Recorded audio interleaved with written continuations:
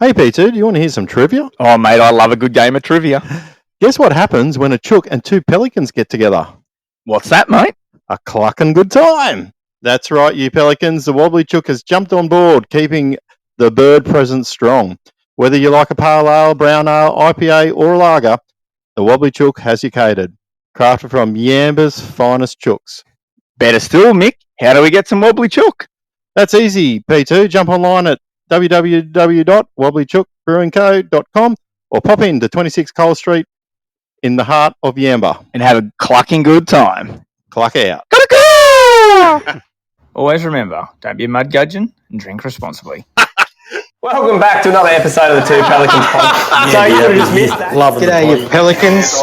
Here he was. You were sort of hung up on his go and have a good time there a bit later on. Pelicans landing in 3, 2, 1.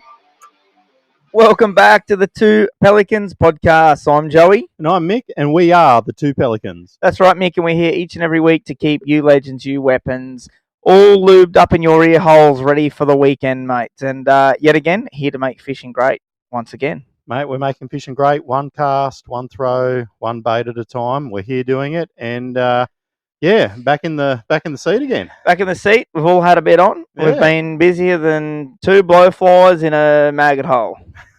That's pretty busy.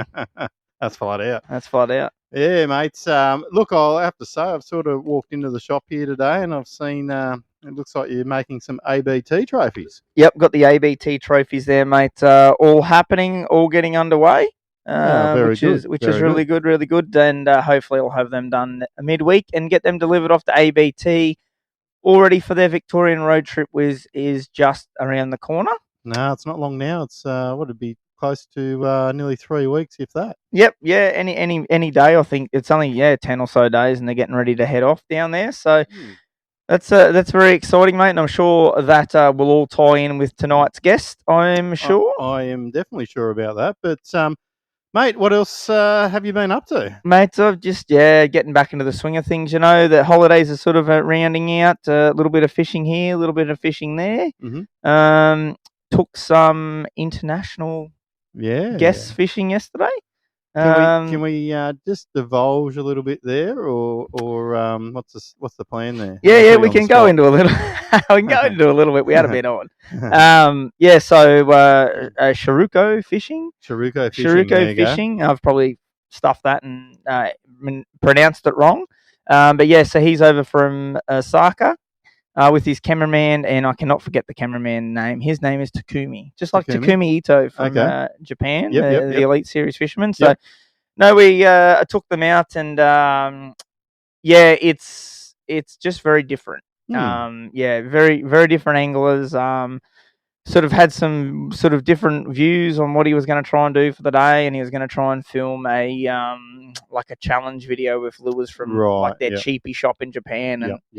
And unfortunately, he didn't understand that a 7-inch Senko with other bits of Senko glued to it worked across the surface wasn't going to catch him a bass. But he seemed creative, but he was creative, and he was very adamant that he wanted to catch a fish on it. But when I landed 5 good fish, which included 2 crackers, and when I say crackers, I mean crackers. Yep. And I missed another 20 odd blow ups on the surface.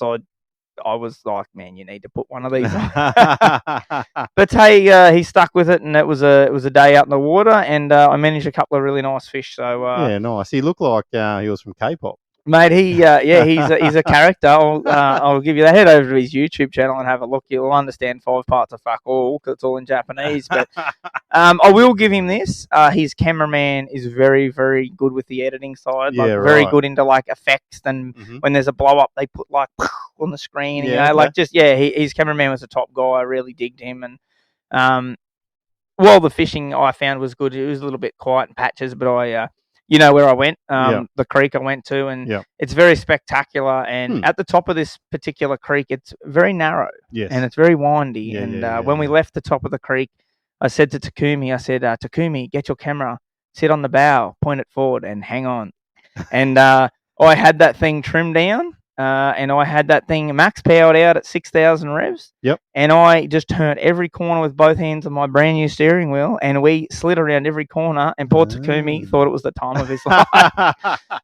He had a ball, so that's really cool. So that was good. But yeah, mate. Other than that, yeah, into work as you mentioned, the trophies. Lewis about to get fully back into those next week. Because we're really back into it because next week all the kids go back to school, so it's.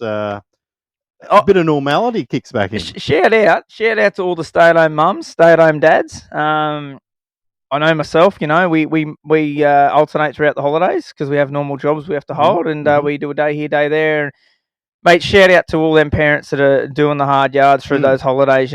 Keeping the dream alive, keeping the kids there, and shout out to you. We know how hard it is at times with the little rascals, and 6 or 7 weeks is a very long time. Shout out to the school teachers. I'm expecting probably in about another 3 or 4 years it'll be the whole of February off. Yeah, March, April, May, roll it all in. But yeah, no, honestly, shout out to all you legends, that are keeping full-time jobs and giving your kids the best thing you can through those holidays, because it is a challenging time. But we get the job done, mate. We turn up and you get it done. So we've obviously noticed that at our household. There's just been a bit of juggling, a bit more spontaneously working from home and going here and there, and kids, shout out to the grandparents as well, always there to help. And it's hard on the kids too, like while they're not at school and they're enjoying it and they're going fishing or all that, they're out of routine. Like my young bloke gets to see his mate tomorrow and he's so excited, and I think across the board, like school is very important, and especially this day and age for our kids. So a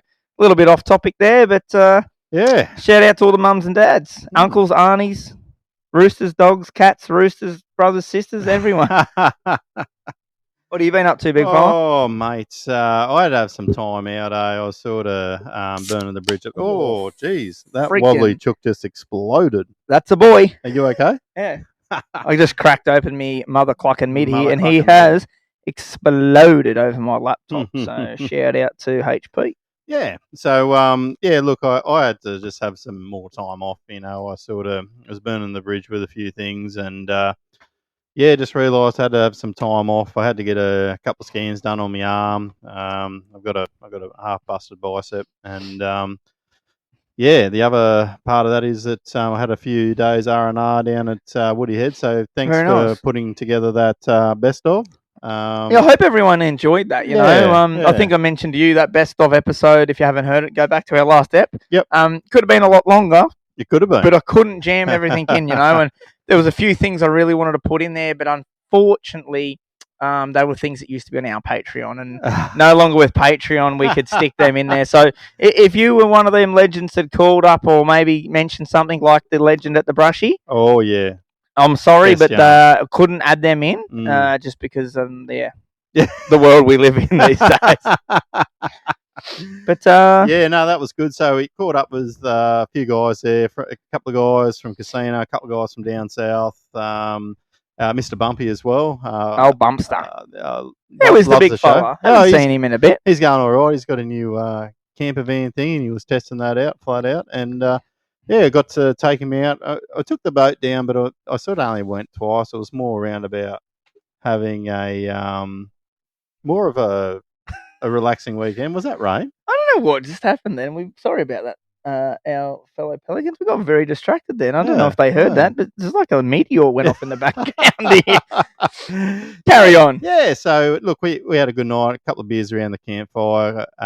We had to dodge a few RBTs, but no, it was all good. I'm only joking when I said that.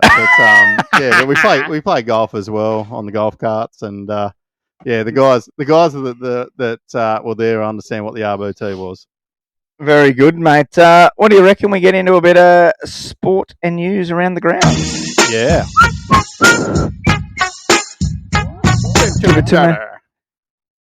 Mate, I've only got garbage news, so you hit the serious stuff first. Mate, I've got no news other than obviously ABT's kicking off in a few weeks' time, and this is brilliant because I've got so much silly news. Great! This is great. I prepped for about 10 minutes at about 6 o'clock for tonight's episode. Yeah, okay, So here we go. This is a little bit different of a new segment this week, but I am very certain that you are all going to get a big old fat laugh out of this. So this headline reads: Hold on to your hat. Woman surprised after being declared dead. Nicole discovers she is registered as deceased, saying the development really messed up my life.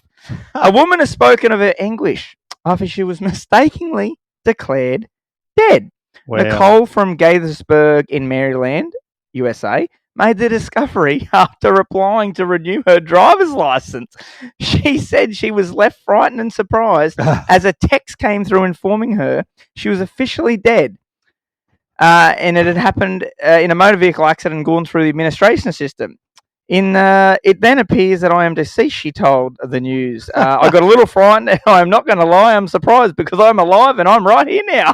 I feel like that, like it could have been something to do with that movie like Ghost, I've come back to do whatever I just thought that was I don't know, like it would be absolutely terrifying, I think. But anyway, I thought that was pretty cool. Now we've got another one here.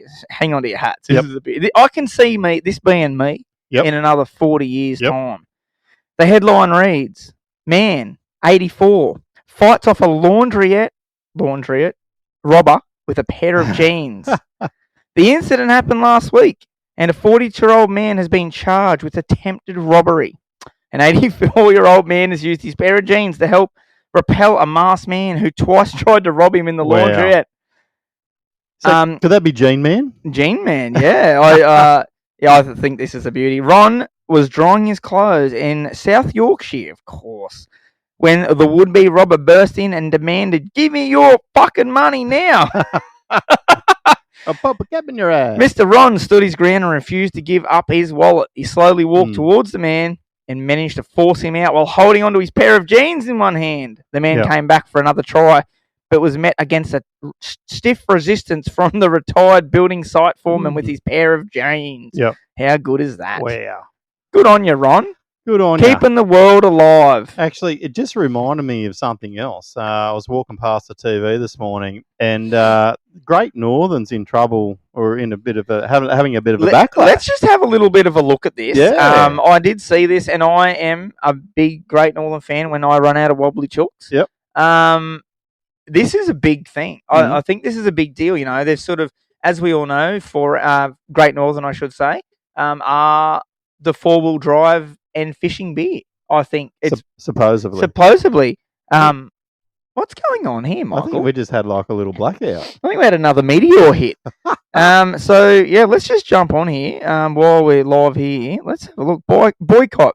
Aussie beer company Great Northern slammed over woke campaign move. Yeah. Let's have a quick look through here. Aussies have voiced their outrage. The popular beer company has been running over cans of liquor in a boycott of its company's recent campaign slammed as woke. The brewing company came under intense fire following its Outdoors for Cause campaign that aimed to raise money to buy and protect land and add it to national parks in support of the non-profit organisation Foundation of the National Parks and Wildlife. So basically... Which is a big... So basically they've just signed a deal with the greenies, essentially. To lock out more fishermen, more hunters, more four-wheel drivers. All that kind of stuff. However, many moved the boycott to the company, which typically uses imagery of people outdoors to marketing this beer. Yep. Facebook group, Four-Wheel Drive TV, lashed out and moved the fear. Raised money would be used to turn state parks into national parks, which is very true. It's understood the campaign was intended to help transform private land into national parks, not state park land. The ad here itself from Great Northern read, "This February we've partnered with Foundation National Parks and Wildlife to launch our campaigns for a cause, an initiative to help protect what we love about the outdoors, but what I think in turn that means is they're going to lock them out." So I am keen to find out more about that. I'm not going to be driving my car or boat over cans of Great Northern anytime soon, just until I find out that, look, honestly... Unless we win lotto. But if it turns out that this is all true and it is what it says it is, and everyone's claiming it to be, of course, I am probably going to steer away from that in support for it. But I'm not going to jump the gun until we find out some more information there. That's for sure. Yep. And look, I think while we're on a bit of news, and we've had this gentleman on our show a couple of times before. You want to give everyone a bit of an update and your thoughts on how Tommy Wood's going over in the States? Old Thomas, me old little brother Tommy. So Tommy competed in his first event over the weekend just past, an open event. So open events normally run over 3 days. First 2 days, and then the final day is like a shootout day. Yeah. They There's shut about off. 100 and how many anglers in that one? About I think it was 100 185. 185, right? Cool. So I think day one was cancelled due to it was snowing and very dangerous conditions. Looks cold. It's very cold. Day 2, day 3, the whole field fish. Yeah. So there was no condensed. So Tommy finished in the low 50s, which is really, really good. Top third of the field. Yep. So I think that deserves a big old round of applause. Yeah, well done, Tommy. I've been on the blower a bit to Tommy, been on the phone to him. We've been chatting back and forwards, and he's in great spirits, and he's quietly confident, I think, coming into this next event. He was pretty honest going into that one. We chatted about the fish he was on, and he was pretty bang on. He said, "Man, I'm on like 3-pounders." Yep. And that last day he weighed in 15 pounds, so he was pretty bang on the money. And he had some battery issues as well. So had some battery issues, which they've now sorted out. Yeah. But good on him. He's we're going to follow him, and I've got a few little things I'm going to be helping him out with as well on the Jollop side of it. So hang tight to check out that because it might be a pretty cool moving forward. But big shout out to him, and he's smashing it. And I've got a feeling, I've got a bit of a feeling that we might see a big W from Thomas this year. I've just got a feeling. Big W. I've got a feeling, and if he does, we'll be on that plane, and we're coming. We're coming, and it's already planned. Might be big. I hope he does. I really, honestly do, mate. But you got any mud gudgeons before we jump into our guest? Oh, mud gudgeons. I can't. I don't know if I can. I don't know if I can think of one off the top of my head. To be fair. Oh, mate. Only look once again. Went down to the boat ramp and just typical boat ramp antics, right? Just how good people just mucking around. And I know I've brought this up the last 3 or 4 episodes, but obviously these people don't listen to the podcast. But just guys, just de-rig everything, and then put the boat in the fucking water. It is that simple. Don't do it halfway down the ramp. Don't get in anyone's way. Don't bloody start pulling all your shit out of the car when the boat's on the ramp. Like, just don't. Yeah, 100%. Just quickly before we end the guest, I have a positive gudgeon. A positive? So we're fishing now on the weekend. Is there such thing as a positive gudgeon? He is. He was Maybe very it should positive. be a positive. What's a positive fish? A mahi-mahi. A mahi. They're very happy. They jump around. They're colourful characters. Well, the mahi-mahi of the week. The mahi-mahi. I had my Australia Day flag strapped to my nav light pole. Oh, yeah. Tearing around fishing over the weekend. And the day before Australia Day, you wouldn't fucking believe it. You wouldn't read about it. In all the wind, it's blown out of the boat. Yeah. And I've lost him while we're travelling around the dam.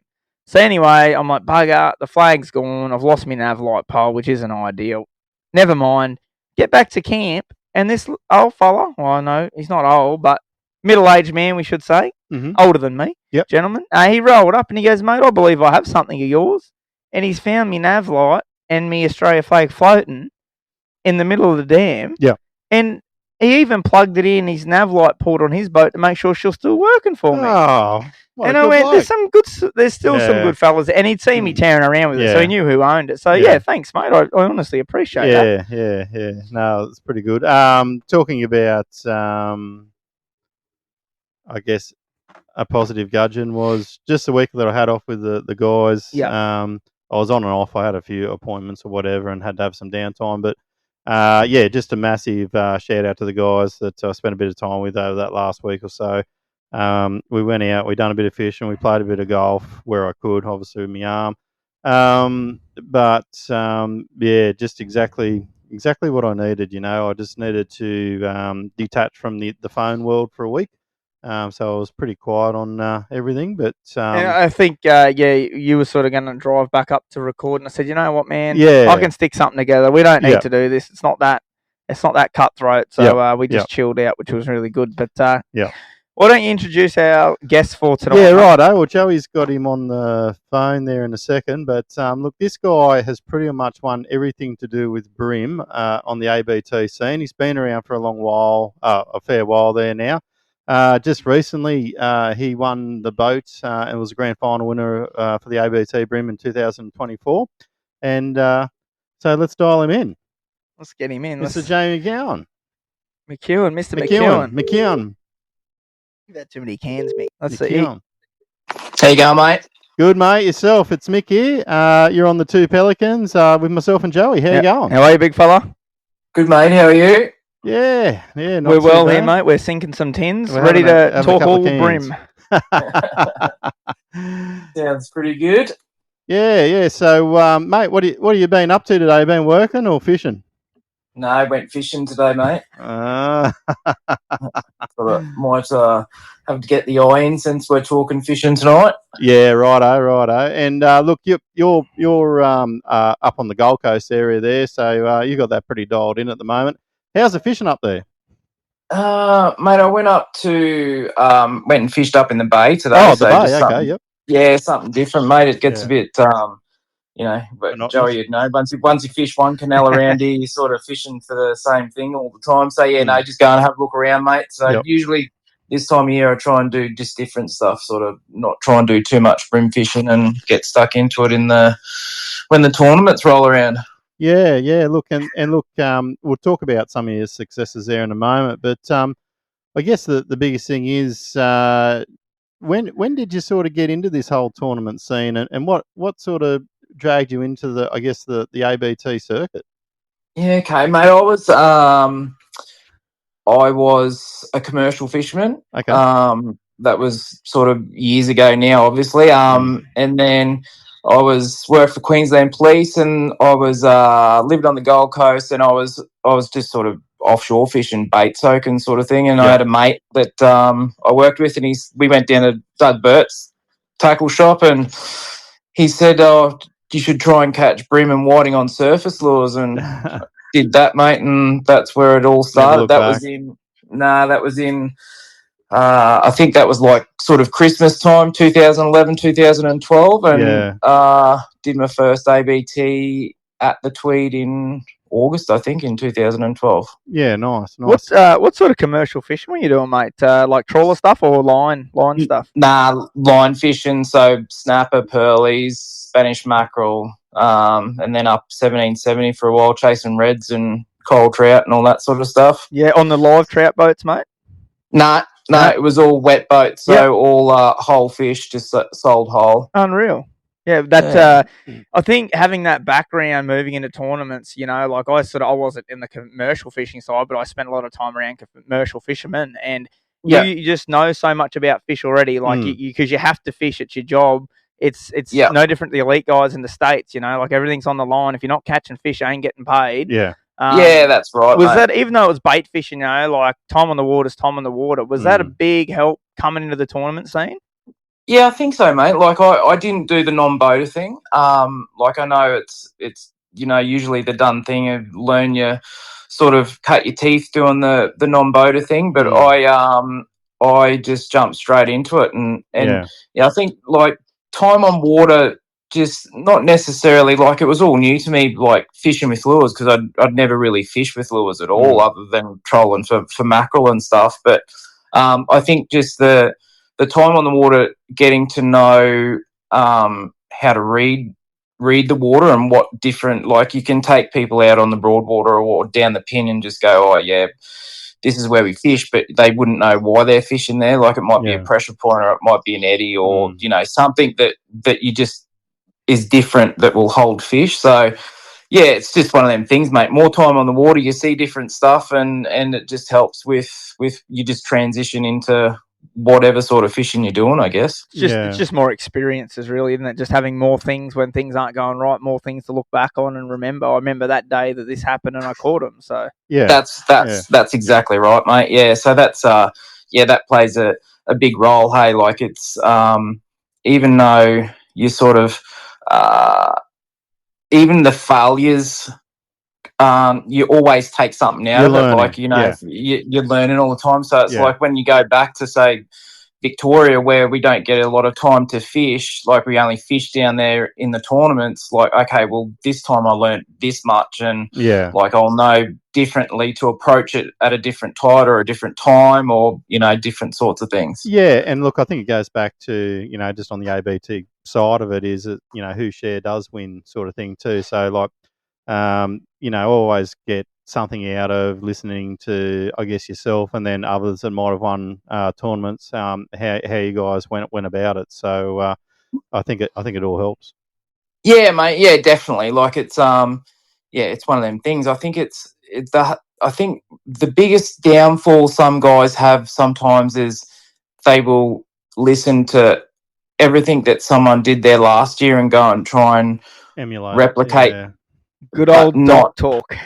Yeah. Like like research fishing sort of stuff. Like we all have to do a certain extent of research on a waterway, but yeah, if you're not catching fish how you know how to catch fish, you probably aren't going to catch them. So I think you just got to sort of stick to what you're sort of comfortable with and the areas and stuff. Because I mean, it can be totally different. Like we don't fish a lot of racks up here, so for me to go and try and fish racks is something sort of new, you know. So I would be not inclined to sort of do a lot of rack fishing. I'd more sort of want to be on the flats or something like that sort of thing. So yeah, and whereas guys that fish heaps of racks might be different when it comes to fishing boat holes or vice versa. That's right. And how often do we see like guys will go out and pre-fish and they're sitting around here having a few beers and old Henry will listen to what Bob said, and next thing you know, Henry's over cutting all his lures off timing on what Bob said, and then goes out and donuts tomorrow, So yeah, mate, it can be the biggest downfall of tournament anglers that listen to people, like especially at briefings and stuff, mate, because it's sort of who shares wins, but at the briefing and whatnot, it's probably you take maybe 50% of what's coming out of someone's mouth as might be true, but shit gets spoken. Yeah, exactly. I think a bloke that lives not too far away from me near Lawrence there that I can only take 50% of him at times. So 50% is actually a fair bit. So. It's about probably 40% too much. Yeah, exactly. Yeah. Mate. It can be a big downfall for some guys to try and go and sort of reinvent the wheel at last minute and try and catch something that and that's why the grand final sort of final day cut was such a great format. Yeah. It was, we didn't have guys that were sort of weren't in contention sort of thing, not coming into places. Like, it wasn't worrying me because I was fished 1,000 different boat holes, so I wasn't in one spot. But the guys fishing flats and points, it could have got ugly there with if someone that was sort of 30th or something like that started sort of cutting in on them. So That's right.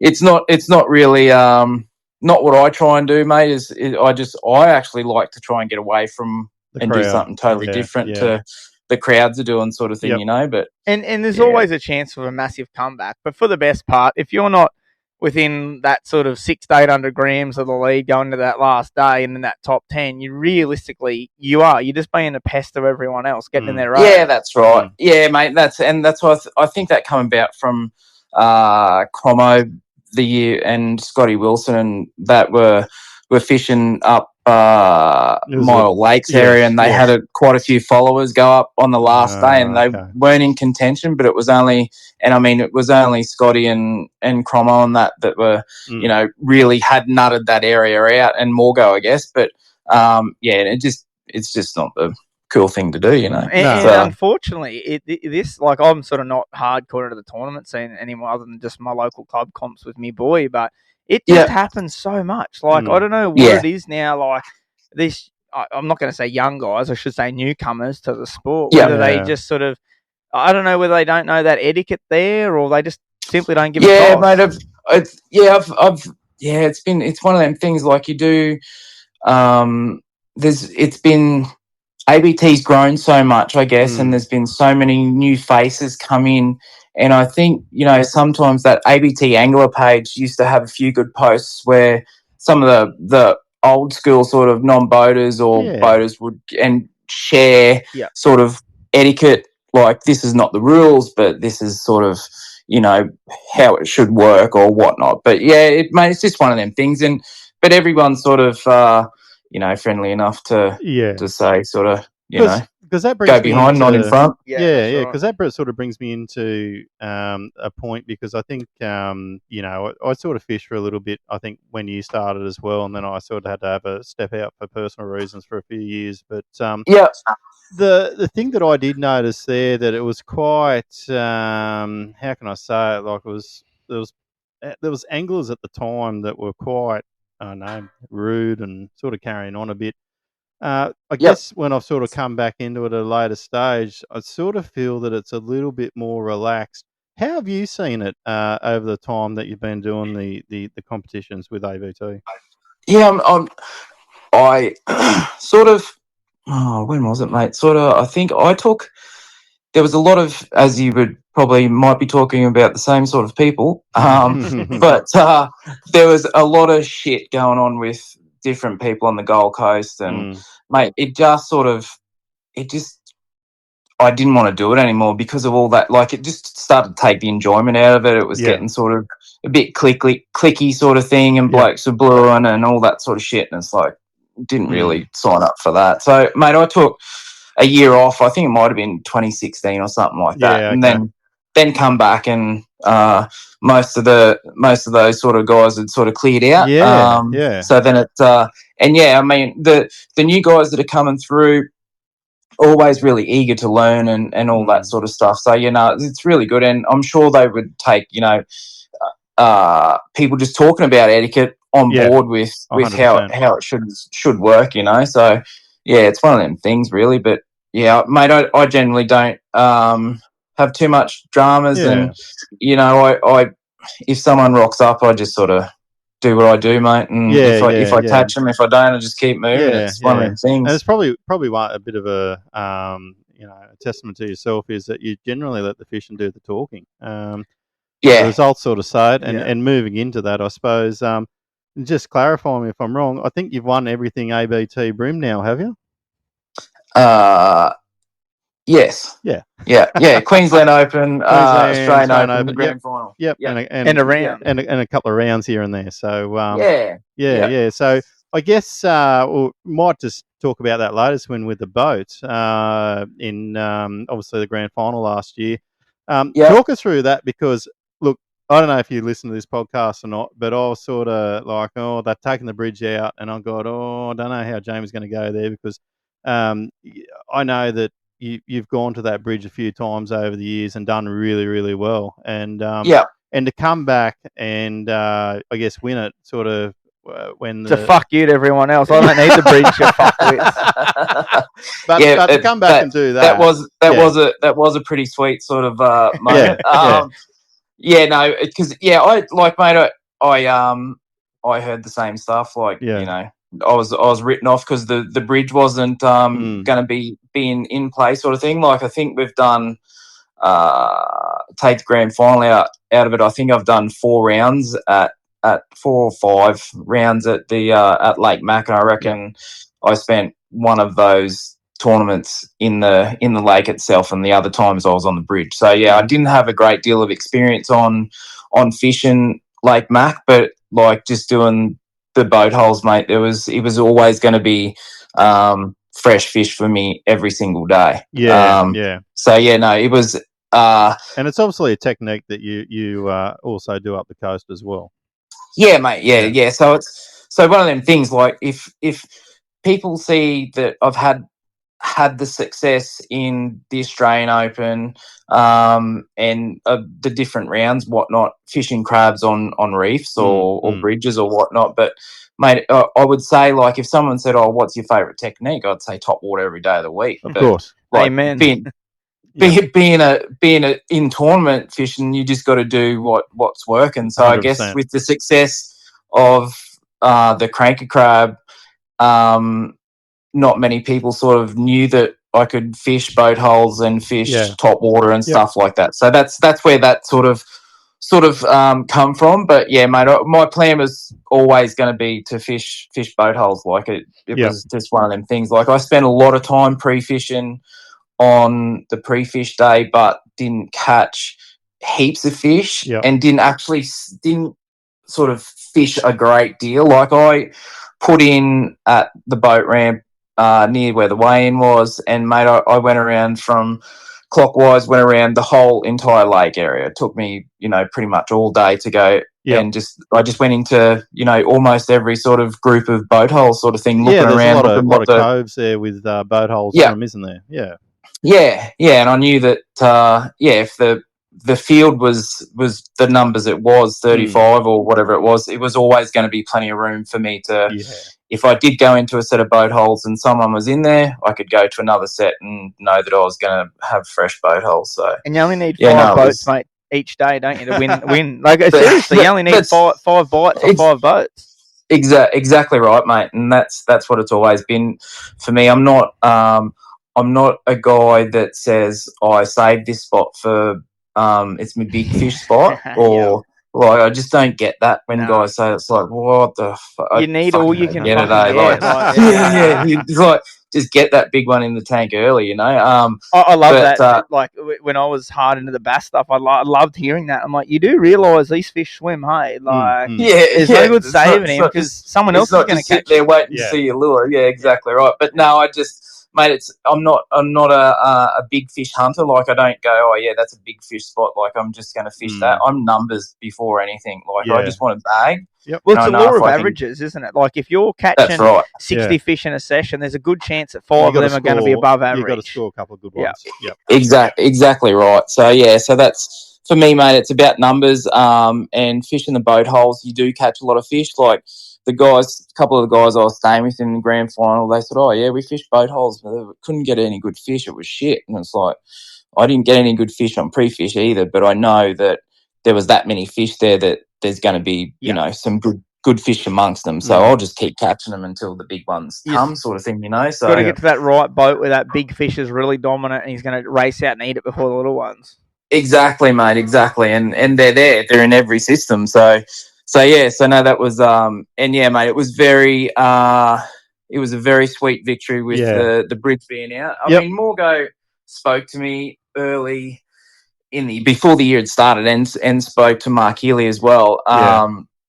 And he sort of said, "Oh, what do you think about taking the bridge out?" And I said, "Well, I actually said I agreed with it because if the grand final would be first and second would be off the bridge, and that's just what is at that bridge." I said, "Oh well, unless if you want to leave the bridge in, take Tarwine out, take the whole lot out." So I was a bit out of the loop with it because obviously I've never been huge on the Bream side of it. But what was the actual reasoning there, mate? Was it like a traffic through sort of scenario if there's too many boats there? Is that sort of what it came down to? Oh no, it's a bridge where pretty much 2 boats can fish it. Just because of the tidal flow. Like I've read and obviously fished there a fair bit, but with the run-in tide, I think the tide pushes somewhere between like 5 and 9 knots or something like that, and with the push-out tide, it gets up to like 15 knots. So it pumps like it's unbelievable. Good for your batteries. Yeah, exactly right. So I mean, the 2 guys that get there first are always going to be. It's just, mate, the size of the Tarwine there are just incredible. And the year Franco won and I come second to him in the grand final there, I think I might have caught 1 Tarwine the whole time, but the Bream was spawning. So the yellowfin was spawning, so we caught all yellowfin, but Franco won it by miles, and I was like a kilo or a bit more off him, and then there was sort of daylight, you know, and it's one of them things. And that's what Morgo said, you know, to have such a awesome big arena that can be so diverse with technique, that if it was you know, being the grand final, it would be better to see someone do it that sort of fishing the whole lake and doing different stuff rather than just 2 blokes sinking, you know, crabs weighted up to the bottom. Yeah. And that's a great point too, because look, I've only been in one tournament there, but the lake does offer a lot of different techniques to fish. It is quite diverse. There's a whole different range of things that you can throw a lure at there, and congrats for sort of not going, oh, you know, why can't we have the bridge? Just quickly on it's one of them things. Hey, like if you want to, and that's, you know, when you win something, you want to win it where it's fair, and they don't Yeah. someone can't go, oh yeah, but he just fished the bridge, like he was always going to win. So, but yeah, no, it was cool to do it with the bridge out. That's for sure. It comes down to, I've always been a huge believer in the tournaments, is if it's your time, it's your time. You know, like totally, if you're going to win, totally. like it's already decided before you rock up who's going to win. I know that's a bit superstitious, but it's true. But just quickly before we move on with the bridge thing, I sort of know that channel there pretty well.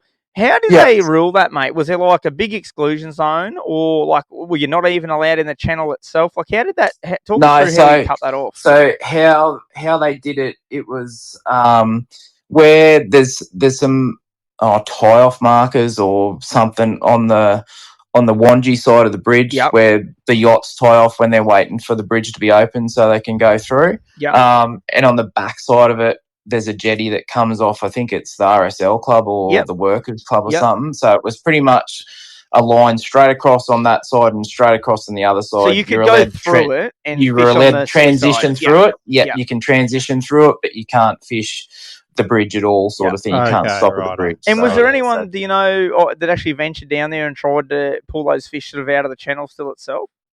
Mate, not that I know of. No, I didn't go down there on pre-fish day. I did fish in that sort of in the channel. There's a big bay, I think it's called Swan Bay or something, that had some boat holes. So I started there day one and fished in there on day two as well. So so it was close. It was beautiful. The water was like as it always is there at Lake Macquarie. It was just like crystal clear, mate. Yeah, so it was great water in that channel still. So sounds like you're doing some miles each day there on the lake, mate, because there's a fair distance between those sort of areas, you know, like getting around doing all those holes. Like, what sort of Ks or litres were you burning a day?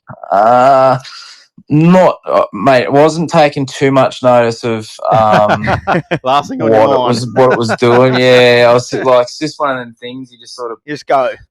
Try not to think about it, because if you let that sort of stuff sort of get into your mind, you're not going to win nothing, because you're going to be if you lose confidence in your boat, or you don't want to go there because you're not sure how much fuel you got, don't even bother fishing. Because it just screws with your head. But mate, I burned a lot of fuel and did a lot of Ks. Obviously, the first day I went around the edge of the whole lake. From one end to the other sort of thing, and then from that pre-fish I broke the plan down sort of thing of going to do sort of central lake around Wanji and the northern part around Toronto and that sort of area. I can't think of all the bays, but and then day two I was going to do central again and then head towards Chain Valley Bay, and then I was going to worry about day three if I got there, sort of thing. But day three, I was going to pretty much go, okay, well, north south fished better than south, or south fished better than north, so I'm going to go there on day three. So, cool. And mate, that's how I worked it out. Like, it was day one, I was 14th and I was off pace, and I was sort of thinking might not even get to day three, and then day two just sort of rolled in. The weather it was really quite it was a bit blowy. It was raining and overcast all day on day one. So the conditions weren't awesome. Like when you're doing the boat hole thing and that sort of structure fishing, bright sunny days are the best, because the fish sort of rise up under the So it wasn't awesome fishing day one. Day two got a bit better. The sun came out a little bit in patches, sort of thing. And then day three it was sun up from go. So that's awesome. So it did play into the technique and exactly what I was doing. I just had to believe in the plan that I'd come up with to that it'd work out. So it did. So it was just sort of one of them things, I guess. You work it out, and as Joey said, when it's your time, it's your time. That's right. Look, might just move on and talk about the upcoming season. We're only a few weeks away from the ABT Bream kicking off in Victoria. I have, I guess, two questions. The first one is, what are your thoughts about Lakes Entrance and or Gippy and Malakuta? And what Yep. do you think of the calendar this year that's been put on for the year? Go the Yeah, Clarence. mate. Gippy and Cooter. I know Gippy is one of them places where at the moment, since the nets have been out, it's just fishing off its head. Like it seems to be. I've never been to Tasmania, but the guys that do go to Tasmania are now going. Gippy Lakes is the new Wow. Tasmania. Yeah, Like the yeah. bag sizes are like over Christmas and before, like late in last year, guys are getting like 7+ kilo bags. So, yeah, it's going to be cool to get down there and try and find a few of them fish. It's such a massive arena, mate. It's and huge. like I don't get, we don't live down there, so we don't get just to go social fishing sort of thing. No. So, I mean, each time I've been there, I've fished a different spot, and it's like, oh, that's cool. So yeah, so it's one of them things. But yeah, no, last year was sort of a bit rough down there because they'd had a lot of sort of flood water and stuff, and it was still pretty dirty in areas. Yeah. So this year I'm hearing that it is pristine water down there, and the fish are absolutely chewing. So Happy days. hopefully things hold out for that for the next couple of weeks, and then on to Malakuta, mate.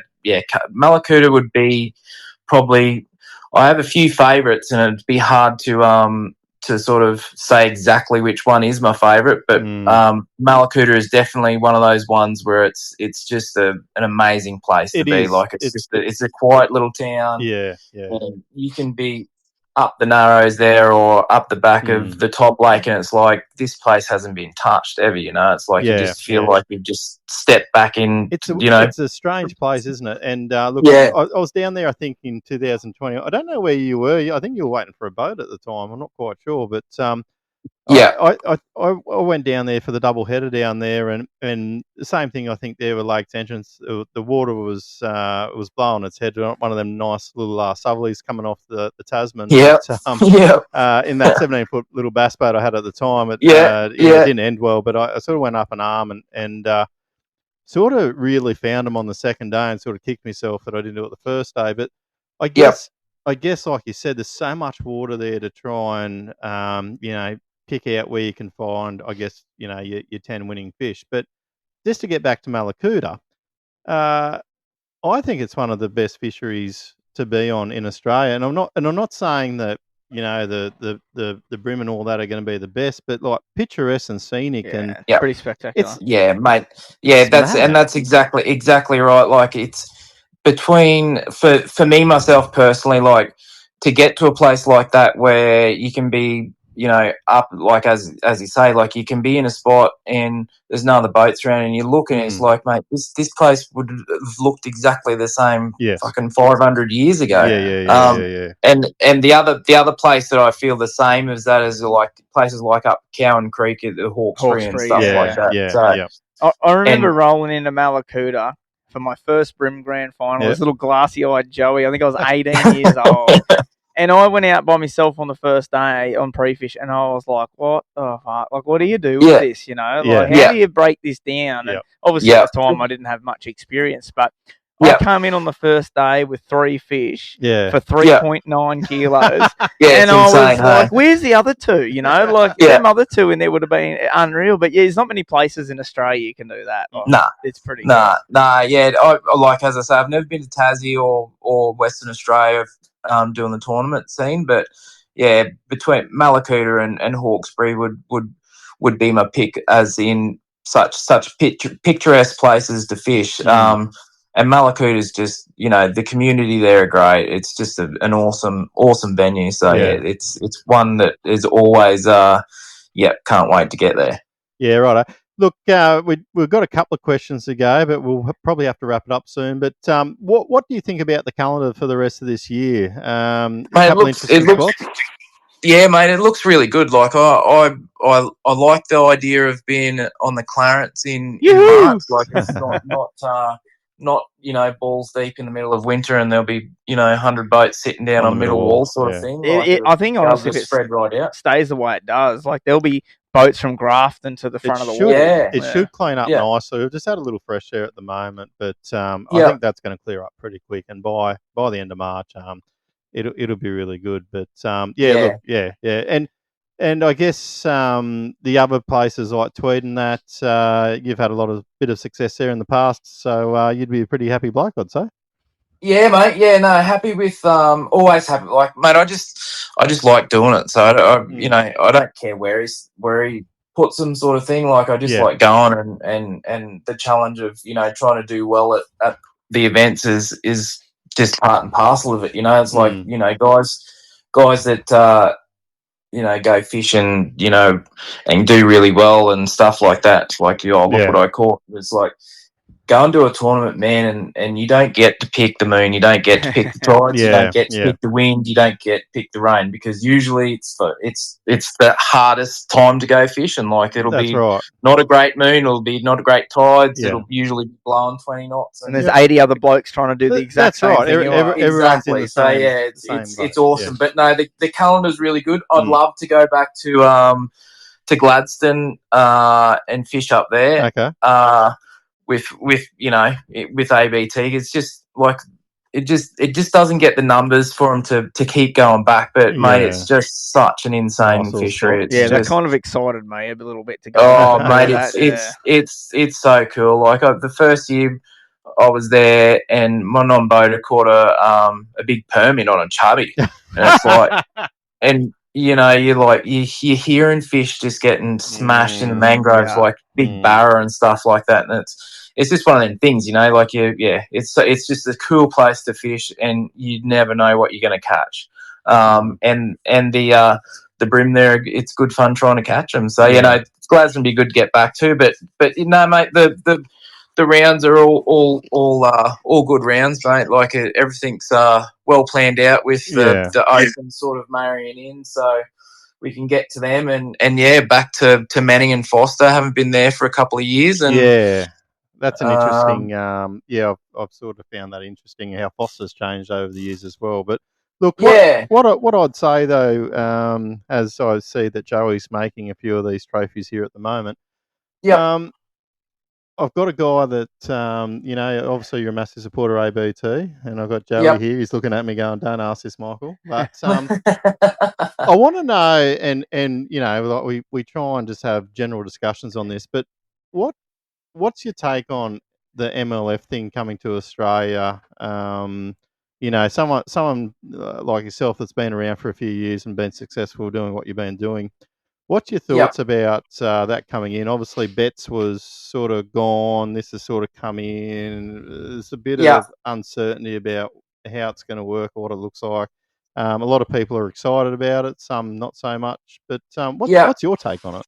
Yeah, mate, it's one of them things. Like, it's good to see Australia being recognised by the big time over in the States sort of stuff, and having a series here. But it's been tried sort of before. I think, mate, Morgo's been doing it for that long. It's hard to sort of challenge ABT. Of course. I think working with ABT is a big thing, and that I think that goes a long way for the longevity of your own sort of tournament series or whatnot. But I know they sort of listened to the anglers this year and they've put double headers on, but I know there's some anglers that are saying, the MLF, I can't do sort of, if I'm going to do MLF and ABT, it means I'm going to have to take 2 weeks off a month and it's all that sort of stuff. So, mate, but then you'll have guys there's a lot of guys that own bass boats in Australia that don't fish the ABT. Of course. So, because they don't, they like to fish with their mates in a team event or whatnot. So, so there'll be guys that just want to do it because it's a teams event. There'll be guys that just want to do it because they want a chance to go over to the States and have a crack. But, mate, with the ABT and, I'll always fish the ABTs. I would say I would only ever fish the ABTs. MLF, if it come up this way, I'd have a crack and just have a couple fish of sort of thing. But Queensland team series as well in between. Yeah, that's exactly right, mate. So, but that's it. It's just a time. Like, by the time you put all the Bream comps in the calendar, and then the Barra Tour and the other Barra comp that's in March at Mondi, and then try and throw in the Flathead Classic and the QTS, it's like you just don't get any time with your family. I think you nailed it there, mate, about where you said, like, it's hard. They should work in with ABT, and I've always said that. I'm like, I don't know. There's nothing against having more than one organisation. It's the old McDonald's KFC. That's exactly right. You're going to sell more McDonald's if there's a KFC next door, but it's like I just don't get. And I'm not throwing anyone under the bus, but it's not a secret. ABT is the superior tournament in Australia. Correct. It always has been, and it always will be. And that has a lot to do with the guy that runs it. But 100%. Why don't these other guys sit down and look at the calendar? Because I'm like you, not that I'm fishing them now, but I'm looking going, okay, there's 2 ABTs, and then these turkeys have got one on the following weekend. How do they expect to get anyone rock up? Because exactly right. And I did fish ABT. It just doesn't make sense. I did see that they posted that entries are down again this year, so it's not looking promising, I guess. People are. I know there was quite a few guys, but the ones that the series that they started last year, MLF, they a lot of guys sat back on the fence and just sort of were like, "Oh, let's just see how it rolls out and how it's run and how it goes, and we'll make a decision next year," sort of thing. Mate, I hope they get numbers because it's good to have two, more than one sort of exactly, as you say, Macca's KFC, but it really is it's ABT's the best, mate, because it's been here for so long and Morgo's learnt from the mistakes, and it was just sort of like you've seen how it's grown so many legs over since COVID, it's just gone gangbusters, and it's like they sort of evolve every year and do it the right way. So I mean, if you really want to sort of start a tournament series in Australia, I think working in with ABT, and I'm not saying jump ship and go, Morgo, help us with this or that. It's just sort of liaising with them and going, oh, we're planning this, what are you doing? And it's Morgo and Nicole are more than happy to sort of work with people so it doesn't clash, because at the end of the day, it's about the anglers, mate, and if the anglers don't show up, there's no series. That's right. Look, mate, we might park that there. Look, hopefully, if my life goes well, I might see you down in Victoria. I'm hoping to get down there. If not, I know I'll see you on Clarence. Get that nice flash new boat down. Mate. Just before we go, I've got one hard hitting question. Oh, you got a hard hitting question. I'm sure the viewers would love to know this, mate. We know you're a big cranker crab man. Throw us some figures. How many cranker crabs do we lose in each round? What are we losing? 20, 25? Oh, mate, depends on the arena. The worst I've had would be it was the Australian Open, and then I think we did the Hawkesbury or Botany Bay. I can't remember exactly, mate, but I know I lost more than 50 that week. Wow. And the funny thing, and this is the only reason I ask this question, is you turn around and win, say, $5,000. And everyone's how good's that? And you're like, but I've just lost $2,000 for the week. Mate. I have crunched some numbers after I've won a round before, and it's like, maybe walked away with a couple $100. But it's the enjoyment, mate. You do it like I did for many years. But it's the trophy and the badge. That's what you want. That's what I take enjoyment out of is seeing the badge and the trophy, and that's something that my kids will always have when I'm not doing them anymore. And it's that's the sort of thing, mate. But mate, I will. I usually place an order for somewhere between 50 and 80 at the start of the year, and then probably order more when we get sort of towards the August time. Well, mate, I'll give you the hot tip. The trophies are the best they've ever been this year. I put a lot of effort into them, so you better hurry up and win a couple. That's awesome. You've probably just given me the kiss of death and I won't get one. Mate, appreciate you joining us tonight, mate. Yeah, good on you. No worries, mate. Anytime. Thank you. Mate. Thanks, Jamie. See ya.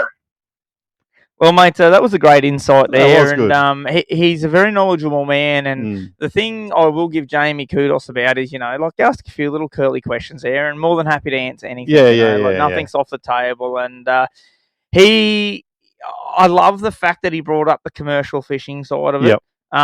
Because, I'm not saying I'm the tournament angler that Jamie ever has. I never have been like he is, but one thing I will put down to a lot of my success over the years is just growing up dew fishing with bait, learning Yeah. the tides, the moons, Yep. knowing fish. And I am a big believer of that, like if you catch fish, you can fish a tournament. You just need to know about fish. Look at now Matthew Langford, Yep. Mick Johnson, even look at Tommy Woods, Carl, all these blokes that are making it. Yeah.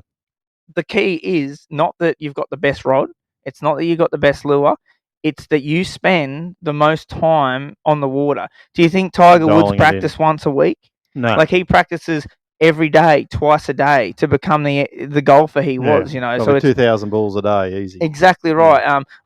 Just off topic, I read something a while back that he hit 165 balls at practice before he even gets on the course. That is what makes a good angler, a good sports person. So, I really appreciated Jamie for joining us there, mate. And what do you got for us? Anything else? I've got a little something. You got a bit of something. Look, I've got a few yarns recorded around a campfire, but we might save them for next week. Sounds good, mate. I've sort of I was good just listening to Jamie there because I think everyone got something out of that. But look, what do you got? Mate, this is, I'm just going to turn this down so we don't have an incident like last week. Oh, no, then, holy Jesus, that's escalated. Oh! Here we go. Utah. We're on here. Now, this has zero to do with fishing. Okay.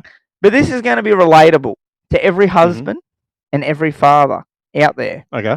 Strap yourself in. We're going to watch it here. Obviously, everyone's not going to be able to watch this, but you have a listen to this, mate, and you tell me if this is not bloody relatable. Yep. Sometimes I get sent out with a shopping list, and my wife's like, do you want me to explain that to you? And I'm like, I think I can handle it.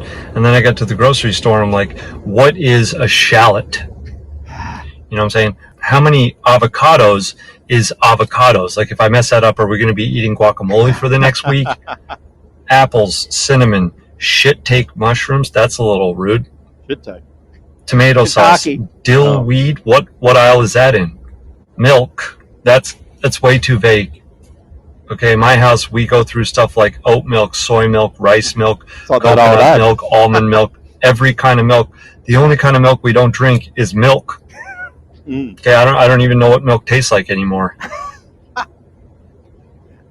How do you milk an almond? This is going to take me an hour and a half to find all this stuff. I should have asked more questions.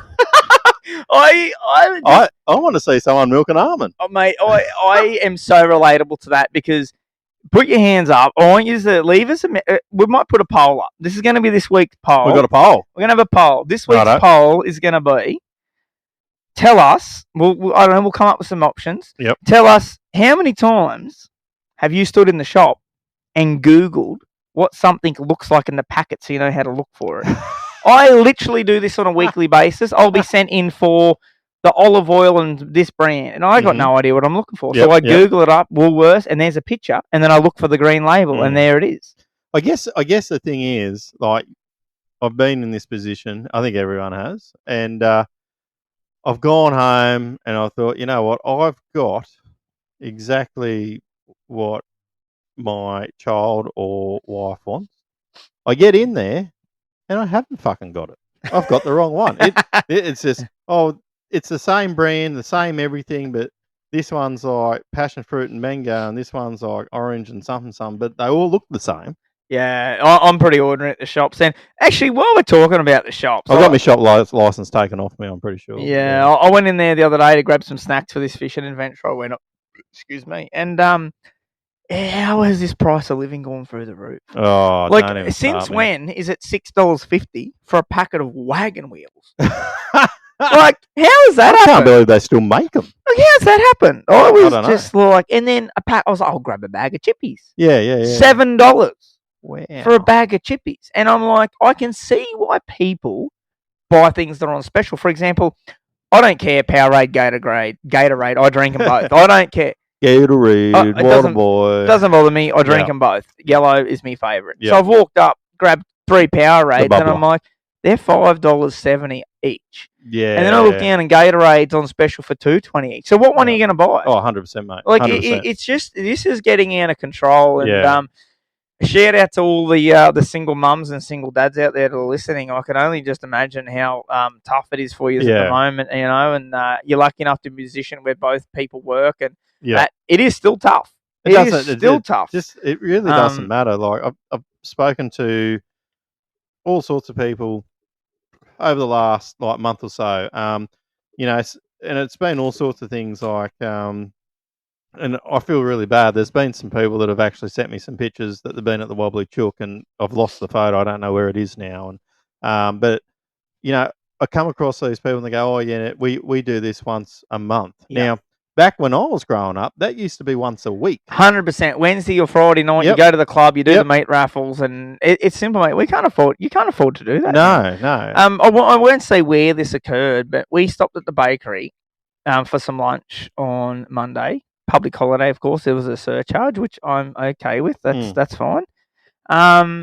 We grabbed 3 pies, 1 sausage roll, 4 drinks, which is nothing, like just a couple of poppers. Yep. And 3 little cakes.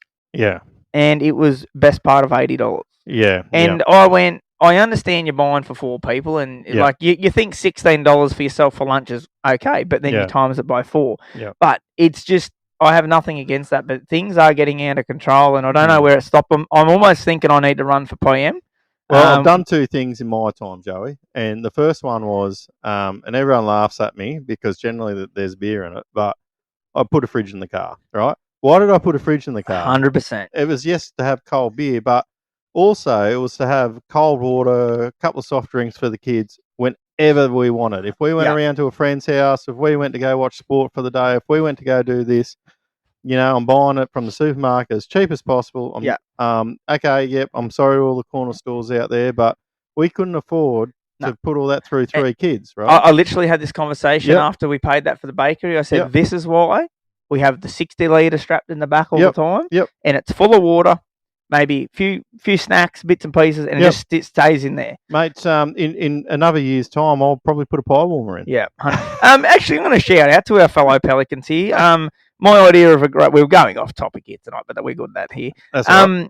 I love the idea of the upright fridge, just like at home. I don't like the idea. I've had all the other 12-volt fridges. We sell them right here. Come and buy them. They're great. But I'm not a fan. I don't like digging through. I like opening the door. Yep. Now, I don't have a ute. I have a Prado. I don't have a canopy to put it in. Yep. Shout out.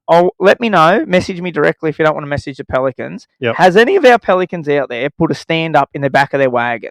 Ooh. Because I want to know, do you put it on a slide? How have you done it? Because I would love to put an upright in the back of my wagon. I know one con about this, right? This is one con, okay? The con is that if you don't stack that fridge properly, or you have shit to breakfast time. There is, it just gets horrendous in there. Now, I've got one in the jigger, right? So I can imagine what it'd be like on in a canopy. I did see something, though. People put non-slip matting on the shelving.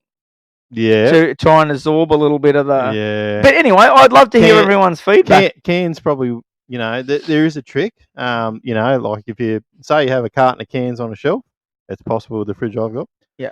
Now, if you drink, I don't know, let's say 2/3 of that carton, if you all lay them down and put them back to back, they sit in there nicely, right? But it's all that rearranging. When you got these little open up ones, it's like you say, it is a free for all, and it's just you throw it all in, but you know it's not going to make a mess or it's not going to bang stuff up. No, I just like the idea of pulling up at the beach, open the door, pulling out a couple of cans and your sandwich, and shout out anyway. This could be another poll: upright or what's the top right? Top opener. Yeah, top opener. I'm a big man for the upright. Righto. There's another poll. We've got 2 polls that we've got to do. Remember this. All right, legends, we're going to get out of here. I've got shit to do. We've got more beer to drink. A couple of chookers. I don't even know what. Yeah. Shout out to the Wobbly Chook, keeping the legends hydrated here tonight. Down in Yamba, New South Wales, Wobbly Chook, a brewing company. Mother Clucking Mid is definitely my favourite, and I am a big fan of the ginger beer. What's that? You want a ginger beer? Oh, I can't wait to get down there and give them ginger beers a proper punishing. Yeah. I think it's on the cards. We've been talking about a big session coming up, maybe a bit of golf. Bit of everything. We might be going on tour. Pelicans on tour. Ooh. We could do a live tour. No, we tried that. I did hear today that we're the worst fishing podcast on the air. So shout out to you, you fucking dog, for listening. Don't listen. If you don't like it, don't listen. Simple as that. Anyway, you legends. I think there's a podcast that's you can go listen to, like how I raised my kid to be a cat. Go watch that. Perfect. Sounds like a hit. I'm Joey. I'm Mick, and we are the two Pelicans. That's right, legends. We'll catch us next week. And also message in your answer to Pelicans Podcast at gmail.com.au. Wickle out, y'all.